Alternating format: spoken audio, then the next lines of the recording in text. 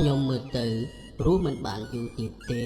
បើស្លាប់បាត់ទៅអាចច្រមុះនោះនៅតូចណាស់និស័យច្បាស់ជាធ្វើបាបគេកូនប្រុសរបស់ខ្ញុំនឹងស្ថិតក្នុងស្ថានភាពគ្រោះថ្នាក់ណាស់តើឲ្យខ្ញុំធ្វើយ៉ាងណាអូនមានដឹងទេថាអ្នកក្រៅគេនិយាយយ៉ាងម៉េចខ្លះពីពួកយើងប្រហែលឆ្នាំនេះបងស្រឡាញ់គេណាស់តែវាប្រែទៅជាឥតនៅយ៉ាងនេះជឿអូនចាស់អូនពិតជាស្មោះត្រង់នឹងបងណាស់តេងគឺជាកូនប្រុសរបស់បងពិតប្រាកដមែនបើសិនជាអូនកុហកបងសូមឲ្យមេឃដីដាក់ទោសអូនចាស់នៅពេលដែលលេចឮពាក្យចាមអារាមថាតេងមិនមែនជាកូនប្រុសរបស់គាត់សុភាតែងតែបញ្ចេញអាកប្បកិរិយាមិនអើពើចំពោះប្រពន្ធក្រោយនិងកូនប្រុសរបស់គាត់ទេ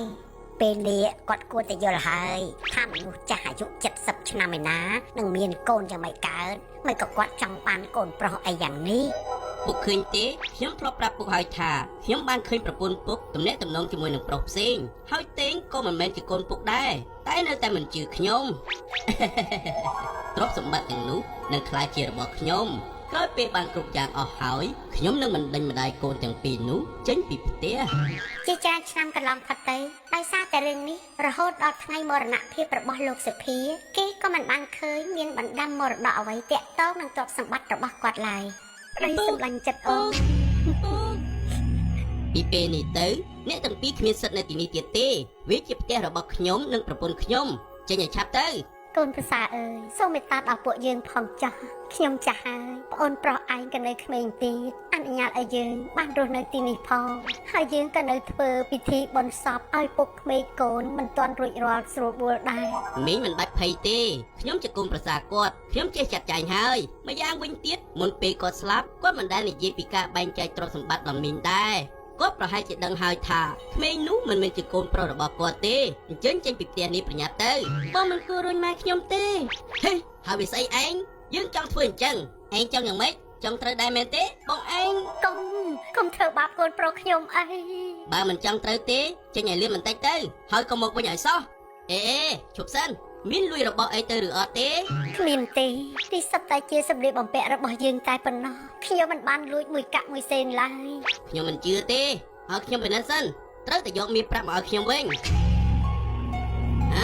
ចូលនេះស្អីអ្នកទាំងពីរនិយាយកុហកចូលរូបថ្មគុជនេះអ្នកទាំងពីរថាយ៉ាងម៉េចវិញនេះជាអំណោយដែលពុកឲ្យខ្ញុំបងមិនអាចយកវាទៅបានទេឲ្យមកយើងវិញភ្លាមគាត់មិនឲ្យរបស់មានតម្លៃទាំងនេះទៅឯងមិននឹងកើតបើឯងមិនមែនជាកូនប្រុសរបស់គាត់ផងហ្នឹងពុកបានឲ្យវាមកខ្ញុំបងមិនអាចយកវាទៅបានទេរូបចម្លាក់ថ្មនេះគឺពុកក្មេករបស់ឯងជាអ្នកឲ្យតេងពិតមែនខ្ញុំបានប្រាប់ហើយថាអ្នកទាំងពីរមិនអាចយករបស់ចេញពីផ្ទះនេះបានឡើយ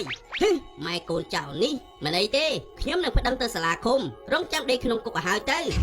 សូមជម្រាបលោកមេឃុំសូមជួយកាត់ក្តីឲ្យពួកខ្ញុំផងមានអាក្មេងល្ងីល្ងើហើយនឹងស្រីចំណាស់ដែលជាម្ដាយរបស់គេបានលួចទ្រព្យសម្បត្តិរបស់ខ្ញុំជម្រាបលោកមេឃុំវាមិនមែនជាការពិតទេពួកខ្ញុំត្រូវបានគេបណ្តេញចេញពីផ្ទះយើងយកតែសម្លៀកបំពាក់របស់ពួកយើងនិងរូបចម្លាក់ថ្មគុជមួយដែលកូនប្រុសខ្ញុំទទួលបានពីឪពុកគេតែប៉ុណ្ណោះយើងមិនបានលួចអ្វីឡើយកុំមកកុហកពុកក្មេងរបស់ខ្ញុំមិនបានឲ្យរបស់មានតម្លៃនេះទៅអាកូនចង្រៃនោះទេសូមស្ងាត់ខ្ញុំគិតថាមានរឿងសង្ស័យជាច្រើននៅក្នុងនេះខ្ញុំស្គាល់សុភាគេជាមនុស្សដែលមានការគិតល្អិតល្អន់ណាស់គាត់មិនមិនសល់ទុកបណ្ដាំមរតកដូចនេះកើតហើយណារូបចម្លាក់នោះយកមកឲ្យខ្ញុំមើលបន្តិចមើលតើវាមានអត្ថន័យយ៉ាងណាជប់សិនមិនបានជាដៃរបស់រូបនេះចង្អុលទៅពោះរបស់វាមានអីនៅខាងក្នុងមែនទេវាមិនមែនជារូបទៅទេឡើយច្បាស់ជាមានអ្វីនៅខាងក្នុងនេះត្រូវហើយវានៅទីនេះគ្រប់យ៉ាងនឹងត្រូវបានដោះស្រាយដោយអត្ថន័យក្នុងក្រដាសមួយសន្លឹកនេះលោកមេឃុំតើមានអ្វីនៅខាងក្នុងរូបនោះទៅ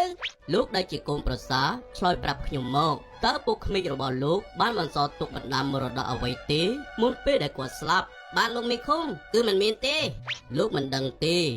ពុកក្មេករបស់លោកបានបន្សល់ទុករូបចម្លាក់ថ្មគុជនេះទៅនឹងកូនប្រុសរបស់គាត់វាមើលទៅដូចជារូបចម្លាក់ថ្មធម្មតាប៉ុន្តែតាមពិតគឺមានពាក្យបណ្ដាំរបស់គាត់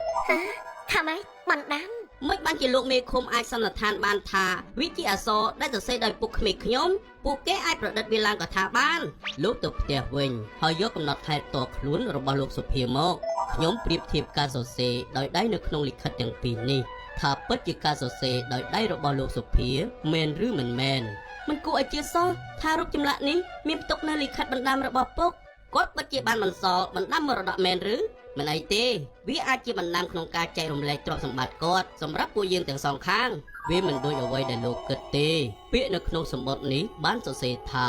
ខ្ញុំមានទេងនៅពេលដែលខ្ញុំមានអាយុ70ឆ្នាំគេជាកូនប្រុសរបស់ខ្ញុំដីនិងផ្ទះរបស់ខ្ញុំទាំងអស់នឹងត្រូវប្រគល់ឲ្យគេកូនប្រសាគឺជាអ្នកក្រៅមិនមានសិទ្ធិទទួលបានអ្វីទាំងអស់ ថាម៉េចវាមិនអាចទៅរួចទេ